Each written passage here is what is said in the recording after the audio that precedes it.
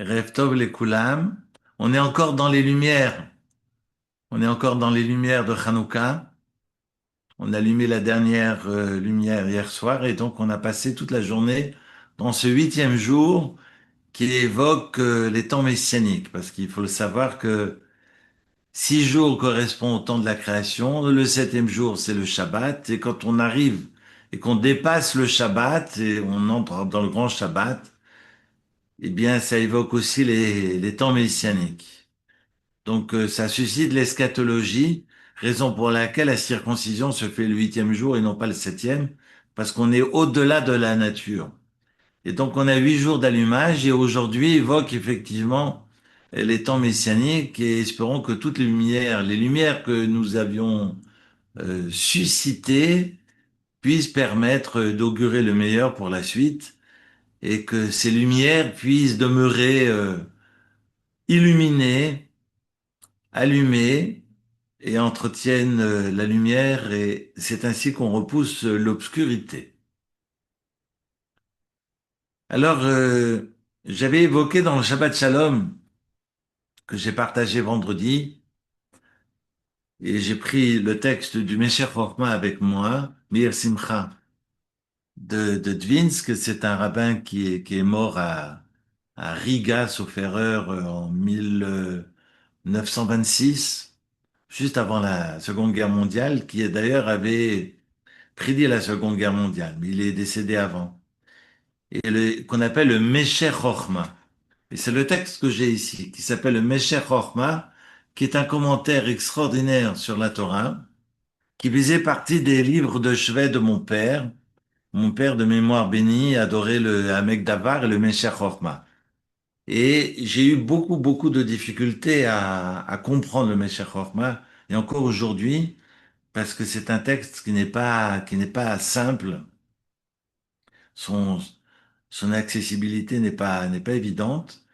Mais j'aimerais juste reprendre un passage et je vais vous le traduire.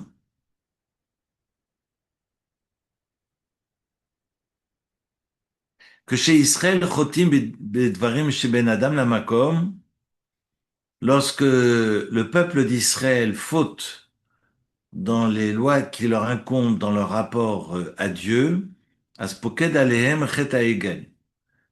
Eh bien, Dieu le signifie à travers la faute du veau d'or, comme si la faute du veau d'or, finalement, incarne la faute par excellence dans le rapport de l'homme vis-à-vis de Dieu. En revanche, lorsque le peuple d'Israël faute dans le rapport au prochain, ben Adam lachavero, entre un homme et son prochain, aspoked alem chet mechirat Yosef. Et c'est là que Dieu rappelle, selon la lecture du Mesher Chochma, je trouve ça extraordinaire, que s'il y a une faute qui incarne la chute, la dégringolade du rapport humain, c'est bien la vente de Yosef. מטעם זה לא נכנס בחושן, ששמות השבטים חקוקים על ליבו, זיכרון לפני השם. Et c'est intéressant parce que, alors je passe les détails, mais il dit que Benjamin, Benjamin pourra connaître la présence de la Shrina à travers l'Arche sainte qui sera dans le temple de Jérusalem sur sa terre à lui, parce que vous savez que la montagne de Dieu dans Jérusalem et finalement le temple de Jérusalem est installé, est assis sur deux tribus, la tribu de Juda et la tribu de Benjamin. Et en fait, on entre par l'ouest, hein, on entre par on entre par le côté de Juda et on termine. Non, c'est à l'est. L'est, c'est Juda et à l'ouest, à l'opposé, on a Benjamin. Parce que Juda est à l'est, au nord, il y a Dan, Rouven est au sud et Benjamin Et Éphraïm et Ménaché sont de l'autre côté, c'est-à-dire Maharal, c'est à l'est. Alors ça, à l'ouest. Raison pour laquelle la Torah insiste pour que l'Arche sainte soit installée sur le territoire de Benjamin, car Benjamin, de tous ses frères, est le seul qui n'a pas péché dans la vente de Joseph. Et on sait que Réhouven aussi, n'a pas failli à ce moment-là parce que lorsqu'il va jeter Joseph dans le bord, dans le trou, dans le cachot, parce que bord est traduit tant par la prison que par un puits, eh bien, il va jeter Joseph dedans et il ira prier pour sauver la peau de Joseph. Et entre-temps, Judas va dire, Ma Betsa, à quoi bon le garder, autant le vendre. Et c'est comme ça que la descente en Égypte est amorcée. Et donc, la vente de Joseph, de par ses frères, va entraîner la distribution de 20 pièces d'argent, mais c'est pas 20 pièces pour tous les frères, c'est 20 pièces par le nombre de frères autour de cette vente. Ils sont 12. Joseph fait l'objet évidemment de la vente, donc il n'en reste plus que 11. Il y a Rouven qui est parti prier, donc on est obligé de ne pas le compter, donc ça nous donne 10 personnes, et Benjamin qui est resté avec papa et qui n'est pas dans ces discussions funestes et lui aussi n'aura pas participé donc à la vente de Joseph. Au final, nous avons 9 personnes. Chacune de ces personnes prendra 20 pièces d'argent, ce qui fait 180 pièces d'argent. Et on sait que 180 rappellent le temps et les années de domination de l'Empire gréco-syrien sur Israël. Et que nous payerons la vente de Joseph jusqu'à la domination gréco-syrienne, qui va donc durer 180 ans, et de rappeler que la vente de Joseph n'a pas été punie sur le moment, quoique la descente en Égypte est provoquée par cette vente de Joseph, mais on se rend compte finalement que la vente de Joseph va, va obliger une réparation qui va durer dans le temps. Et c'est j'allais dire, une forme de correction. On va faire ce tikkun, cette réparation, à travers la descente en Égypte, et on se rend compte jusqu'au moment où l'empire gréco-syrien dominera le peuple d'Israël.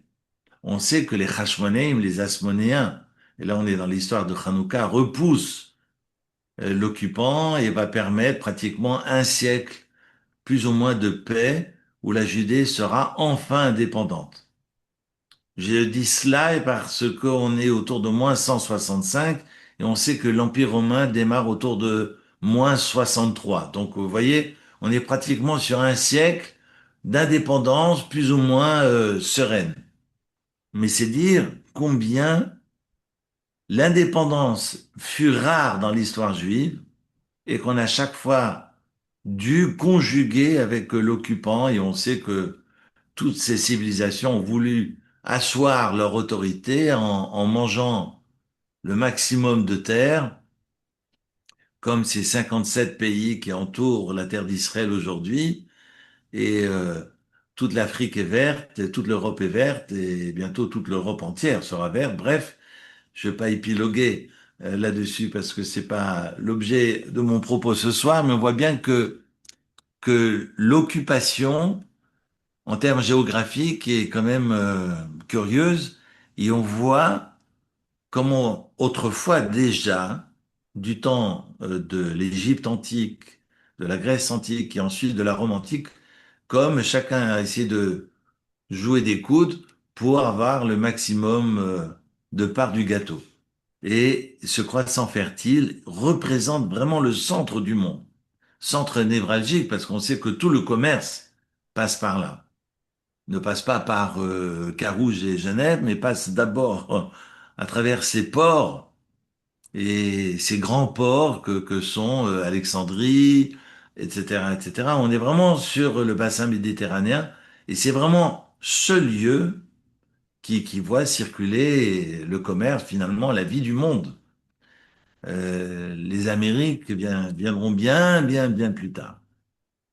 Alors, quand je dis 180, rappelez-vous, on a dans le rêve de Yosef, de Yaakov Avinu, on a ce rêve de l'échelle où il rêve que les civilisations successives montent et descendent. On voit la Perse, plutôt la Babylonie, qui aura détruit donc le premier temple de Jérusalem, qui va monter 71 années et redescendre. On a ensuite Mède qui va monter 52 échelons et redescendre. Ensuite, on a justement l'Empire grec, Yavan, Melech Yavan. D'ailleurs, la valeur numérique de Melech Yavan, roi de Grèce, fait aussi 180. Mais bon, un petit détail qui n'est pas anodin. Et donc, on voit que Yavan monte également 180 échelons et redescend. Et donc, nous payerons cette Mechirat Yosef, comme le souligne le Meshach Chochma, jusqu'à Yavan. Vous vous rendez compte? Et le Talmud dira, non, non, on continue à réparer cette faute de Yosef. Donc, il faut comprendre ce que ça représente. Encore jusqu'à nos jours, en tous les cas, on sait que la Regem Malchut, les 10 martyrs de la foi, lorsqu'on va écorcher Rabbi Akiba de fer rouge, et c'est ainsi que Rabbi Akiva, malheureusement, va mourir, le paiera à cause de la vente de Yosef. Là, les textes et la tradition rabbinique et l'affirment et le soulignent fortement que les Harugé Malchut sont morts à cause de la vente de Yosef. Et ensuite, dans le rêve de Jacob, et je termine avec le Chalom de Jacob, notre patriarche, Édom monte à son tour, mais ne redescend pas. Et là, Jacob a terriblement peur et Dieu rassure, dit, non, t'inquiète pas, je le ferai, je le ferai redescendre. Il est monté, mais je me charge de le faire redescendre. Et on a effectivement toutes ces civilisations qui vont dominer l'histoire de l'humanité.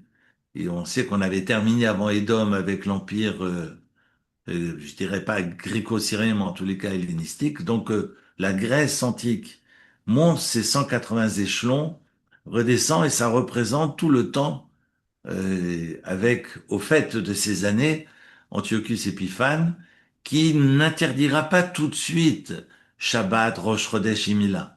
Parce qu'on sait que l'assimilation, d'abord, elle est galopante et que on voit comment ils arrivent à emmener les Judéens, autrement dit les Juifs de l'époque, dans cette civilisation. Le judaïsme n'est qu'une culture, c'est pas une identité, c'est une culture parmi les autres. Et la valeur suprême, la culture suprême, c'est la civilisation grecque qui est au-dessus. Et donc on essaye, hein, rappelez-vous la Septante, on va essayer d'emmener toutes ces populations juives dans cette mouvance. Et à un moment donné, ça va coincer. Parce qu'il y a toujours des opposants dans ces intégrations, soi-disant intégrations. C'est plus de l'absorption, de l'assimilation que de l'intégration, parce que dans l'intégration, on préserve son identité, alors que dans l'assimilation, c'est pas le cas. Rappelez-vous, enfin, c'est un peu le discours de nos politiques de droite actuellement. Et donc, on a effectivement des opposants qui sont les pratiquants, qui sont les pharisiens qui naîtront de tout cela et qui donneront naissance au Talmud, mais on a effectivement des opposants qui sont dans le respect de la pratique et qui ne vont pas suivre le mouvement. Raison pour laquelle l'Empire grec va instituer, va plutôt interdire la Mila, le Shabbat et le Rosh Chodesh. Quand on dit Hanouka Sameach, ce Sameach, en fait, est l'acronyme de ces trois mots qui sont Shabbat, Mila et Chodesh. Parce que on est dans le rapport au monde, on est dans le rapport à soi et à la chair, et on est dans le rapport à Dieu. Et donc, on est vraiment sur des piliers qui forgent notre identité. Et Antiochus Épiphane essaye d'éteindre cela pour obliger finalement le peuple d'Israël non pas à disparaître physiquement, mais disparaître spirituellement. J'ai une fois entendu le Rav Gedge disait que les crécelles de Pourim, on les tient par le pied, parce qu'on a voulu nous détruire physiquement et on reprend la main et on les fait tourner par le bas et non pas par la tête. Et ce sont les crécelles de Pourim, du carnaval. Et puis, la toupie de Hanouka, c'est l'inverse. On le tient pas par le pied, mais on le tient par la tête, parce que c'est la tête qu'on a voulu nous prendre, et puis on reprend la main, et on a le contrôle de la tête, et on fait tourner les toupies par le haut et non pas par le bas. Bref, c'est une métaphore qui est intéressante que je voulais partager. Voyez que c'est 20 pièces dans la vente de Yosef, fois 9 des frères présents, eh bien, va entraîner cette misérable vente de Yosef et causer finalement la descente en Égypte. La descente en Égypte commence à ce moment-là. Mais l'asservissement ne va pas commencer là, parce que le bon Dieu promet à Yaakov de pouvoir retrouver son fils et de vivre. Vaïchi Yaakov, finalement, ces 17 années seront 17 années de joie et de bonheur. Enfin 17 ans où le père retrouve son fils et vont pouvoir étudier, vont pouvoir s'épanouir en terre de Goshen, une terre où normalement, d'après le Midrash, aurait été déjà donnée au peuple d'Israël parce que c'est la terre que Pharaon avait donnée à Sarah. Est-ce qu'il s'agit du même Pharaon ou pas? Je ne veux pas rentrer dans ce débat. Est-ce que c'est le troisième Pharaon ou est-ce que c'est le même Pharaon qui a vécu plusieurs siècles et aurait vécu autant cette confrontation à Abraham et Sarah et le père, le grand-père et ensuite Jacob au final quand on retrouve dans le texte que le pharaon est un nouveau pharaon, est-ce que c'est le même pharaon qui a changé son fusil d'épaule ou est-ce que c'est effectivement un nouveau pharaon? Là, on est dans les Midrashim, mais c'est sûr que la meilleure façon,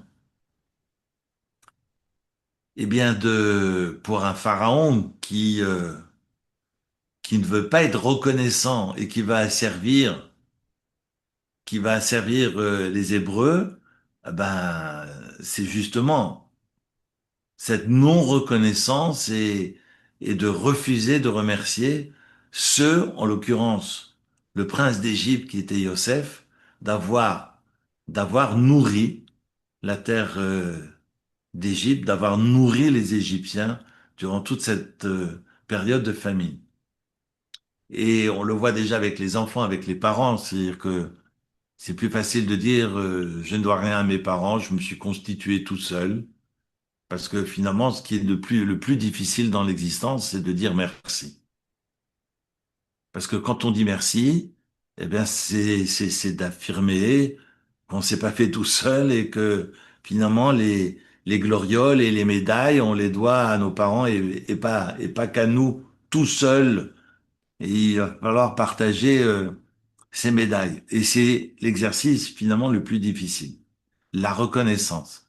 Modéani lefanecha, le Yehudi, le juif, c'est celui qui dit Modéani, merci. Modi manachnu lach. Celui qui dit pas merci, on peut douter de sa judaïté. Donc, c'est vraiment l'art de remercier. Et c'est intéressant, comme on va voir dans la paracha de Shemot, à la mort de Yosef, comment les Égyptiens changent finalement de veste ou de fusil d'épaule pour s'autoriser à dominer et à commettre leurs exactions. Alors, on aura le temps d'y revenir. Le Meshech Chochma, je termine là-dessus, nous dira donc qu'il y a deux péchés capitaux, le péché vis-à-vis de Dieu à travers, à travers le veau d'or, et le péché vis-à-vis des hommes c'est Mechirat Yosef, la vente de Yosef. C'est très important ce passage-là parce que ça nous dit finalement où sont nos fragilités. Et la fragilité n'est pas dans le passage des témoins d'une génération à l'autre. On sait bien que depuis Abraham, depuis le sacrifice d'Isaac, ou plutôt le non-sacrifice d'Isaac, le passage d'une génération à l'autre est finalement, j'allais dire, abouti, réussi, et que le sacrifice est parfois est censé être un sacrifice symbolique, mais en tous les cas, on ne fait plus couler de sang pour passer d'une génération à l'autre. Et c'est vrai que l'articulation est toujours fragile. Et tous les passages sont fragiles, sont fragilisants. Et c'est intéressant de voir comment Abraham a compris, en sacrifiant le bélier et non pas l'agneau, de comprendre que finalement, ce qu'il doit symboliquement sacrifier, c'est le père pour permettre à l'enfant de voler de ses propres ailes, et de faire le choix de son propre chemin. Et ça, c'est le sacrifice d'Isaac. Donc, on ne tue plus les enfants pour permettre de rester sur le trône, comme on le voit avec les rois nordiques, hein, comme on le voit dans les livres d'histoire. Mais Abraham s'est battu contre les sacrifices humains et donc ces passages de génération est totalement pacifié depuis Abraham. Mais la grande difficulté, c'est non pas ce rapport à la verticalité, mais ce rapport à l'horizontalité. On le voit avec Cain et Abel, mais on voit que l'entente entre frères et de conjuguer entre frères est ardue. On le voit entre Ishmaël et Yitzhak, on le voit entre Esav et Yaakov, et on le voit finalement entre Yehuda et Yosef. Et on sait que et l'un et l'autre, Elou ve'elou devari divrei Elokim Chaim, qu'ils ont et les uns et les autres raison.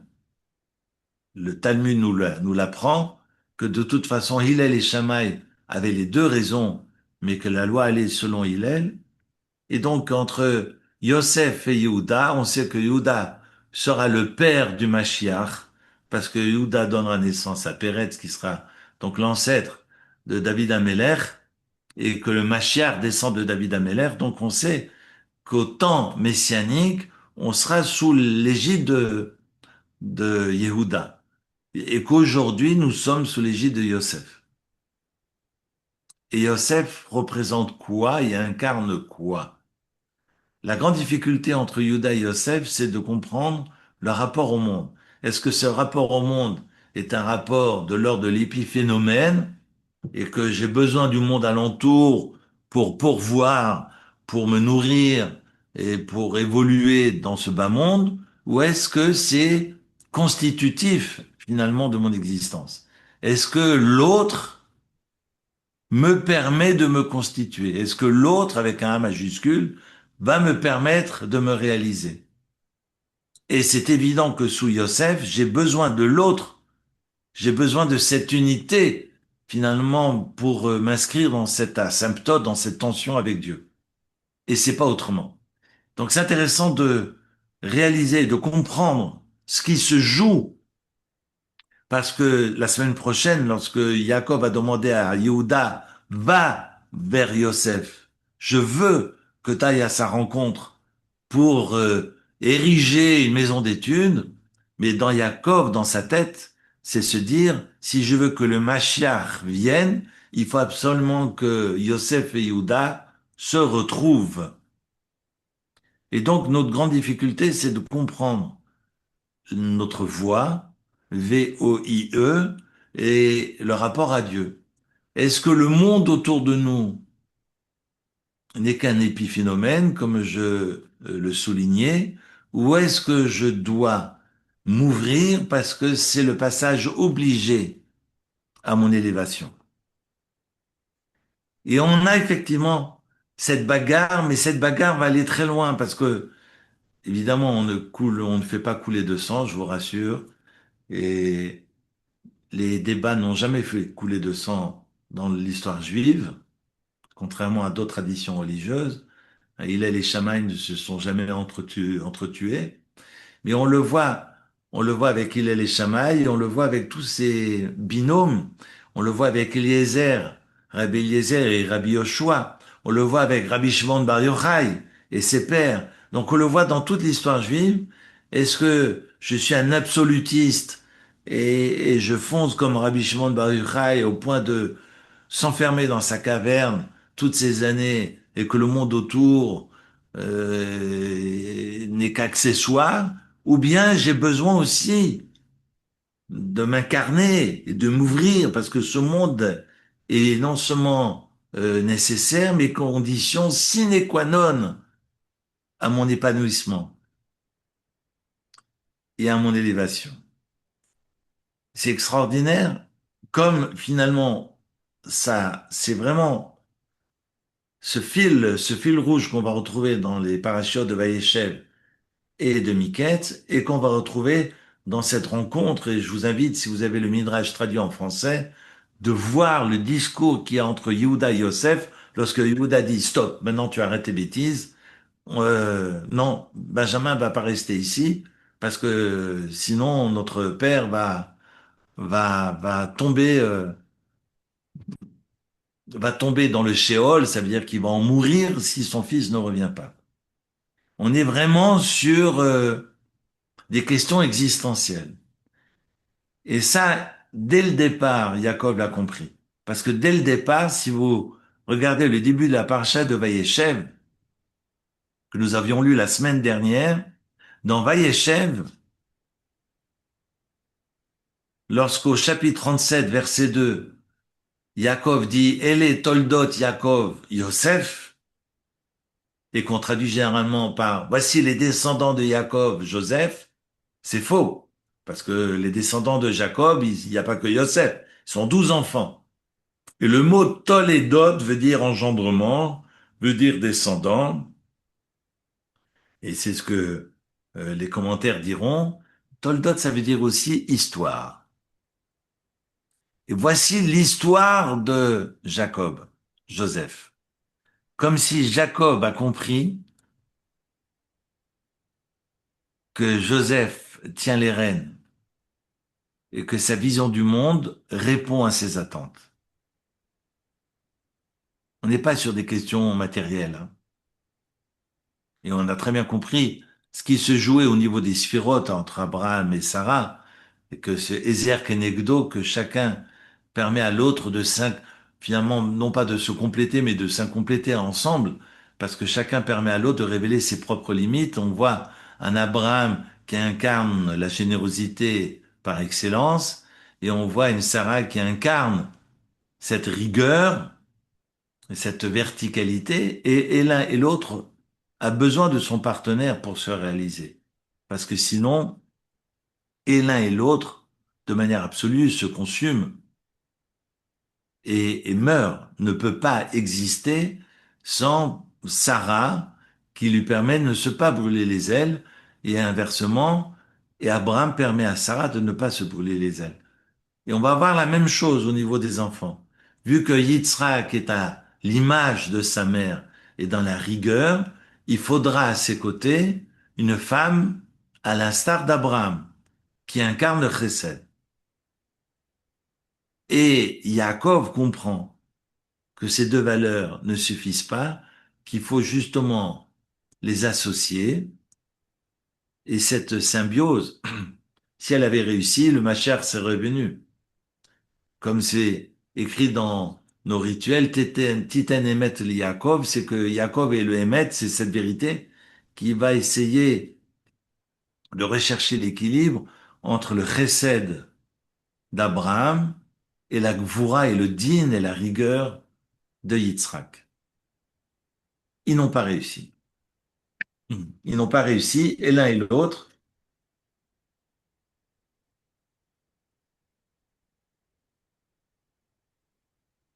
ils n'ont pas réussi, parce que si Jacob avait réussi, le Machar serait venu. Donc il va miser. Il va miser de toutes ses forces sur Yosef. Alors, des erreurs de jeunesse peut-être, mais je ne crois absolument pas. Yosef est suffisamment intelligent pour comprendre ce que son père attend de lui. Et Jacob lui dit, maintenant on arrête d'étudier, tu pars à la rencontre de tes frères. Il faut absolument que tu les retrouves, que tu recrées de la fraternité qui semble assassinée, comme aujourd'hui.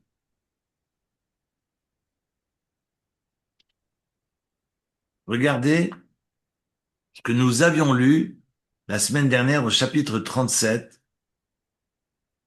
versets 15 et 16. Yosef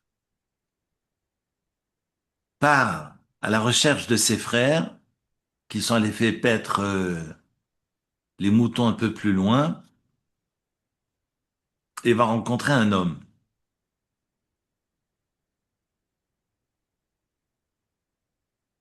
Va rencontrer un homme. Alors évidemment, on va reprendre un texte de nos sages qui rappelle que c'est l'ange Gabriel, mais cet homme lui dit, il le voit errer dans les champs, il lui dit, Matevakesh, tu fais quoi là? Qu'est-ce que tu cherches? Et Yosef de dire, Et achai anochi mevakesh. Que signifie les vakesh en hébreu? Alors c'est une question, me semble-t-il, on a déjà soulevée il y a 2 ans. Lorsque dans le verset 15 du chapitre 37, l'ange Gabriel questionne Yosef, il lui dit, que cherches-tu? Que signifie que cherches-tu en hébreu? Ma tevakesh. C'est pas juste une quête. C'est pas Sherlock Holmes avec sa loupe. C'est pas juste d'aller retrouver le chemin parce qu'il a perdu le chemin de ses frères. C'est pas ça. C'est plus que cela. Vous savez, on récite dans le Birkat Amazon tous les jours. Quand on fait les actions de grâce après avoir mangé, on clame Na raiti gam zakanti velo raiti tzadik nezav vezaro mevakesh lachem. J'étais enfant, j'étais âgé. Na raiti gam zakanti velo raiti. Je n'ai jamais vu l'oraiti tzadik nezav. Vezaro mevakesh lachem. J'ai jamais vu un juste, quelqu'un de juste, avec sa descendance, chercher du pain. Chercher du pain. Mais évidemment, on mange pour vivre, on vit pas pour manger. Oui, mais ça veut dire quoi? Je n'ai jamais vu un tzaddik d'être mevakesh, d'être mevakesh du pain. Et on récite ça tous les jours. Le mot mevakesh, quand vous êtes dans la rue en Israël, les vakesh, c'est demander. Voilà, je demande quelque chose. Mata mevakesh, qu'est-ce que tu demandes? C'est pas qu'est-ce que tu questionnes, c'est qu'est-ce que tu cherches. Les vakesh, dans la Torah, c'est plus que ça. C'est quel est le but de ta vie. Parce que quand on a compris les actions de grâce, on a compris que finalement,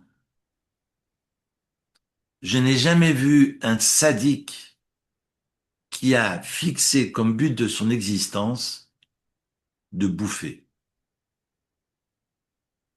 On n'est pas là pour faire de l'argent, autrement dit, on n'est pas là pour manger. Et j'espère que notre vie a d'autres aspirations que purement matérielles. Les vakesh lachem. On n'est pas là pour le lechem. On a besoin du lechem. Mais c'est pas l'objectif de la vie, c'est pas la seule mission de notre existence de bouffer, de boustifailler et gueuleton, comme c'était écrit dans Mortadelle et Filémon que j'adorais quand j'étais enfant. Boustifailler et gueuleton. Alors, c'est intéressant. C'est que quand l'ange Gabriel demande à Yosef, Ma tevakesh, il lui dit, attends, minute papillon. C'est quoi le but de ta vie? C'est quoi le but de ta vie? Et Yosef répond quoi? Regardez le verset 16.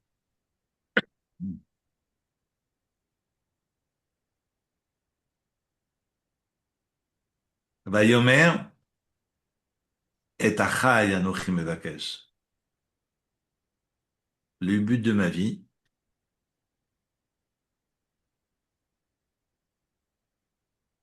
c'est mes frères.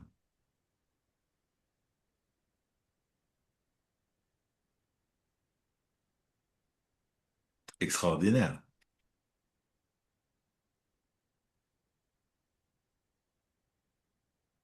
Agidanali. Et dis-moi où est-ce qu'ils sont. C'est intéressant, c'est le but de mon existence, c'est cette fraternité. Je veux absolument ne rien lâcher.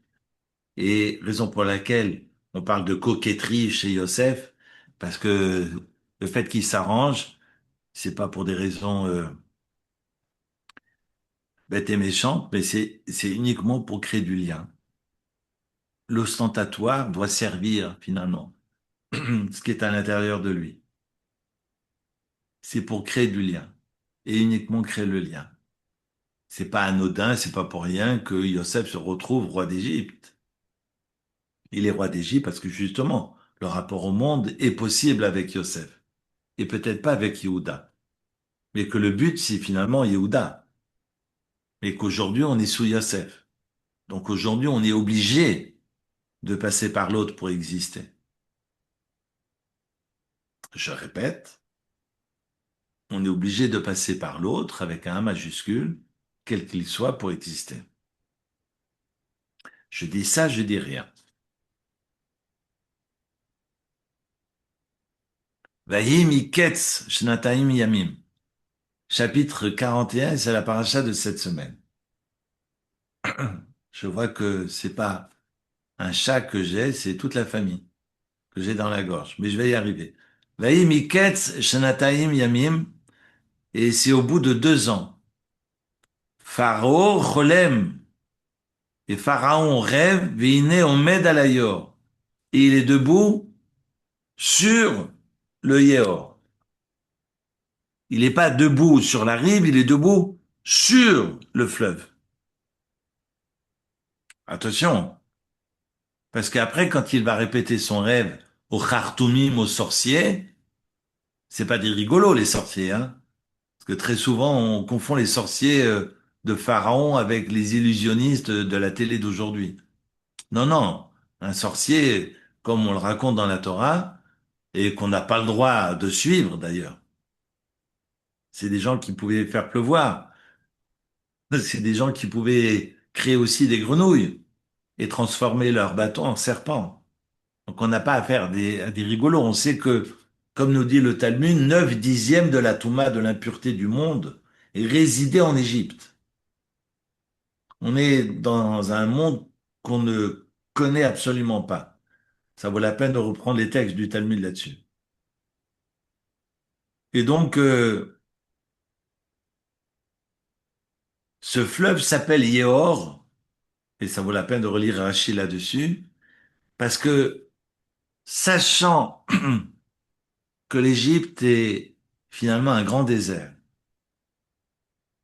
et que ces 50 millions d'habitants ne vivent qu'autour du fleuve, qu'autour du Nil, parce que le Nil, de par ses crues, va déborder et va nourrir les terres tout autour.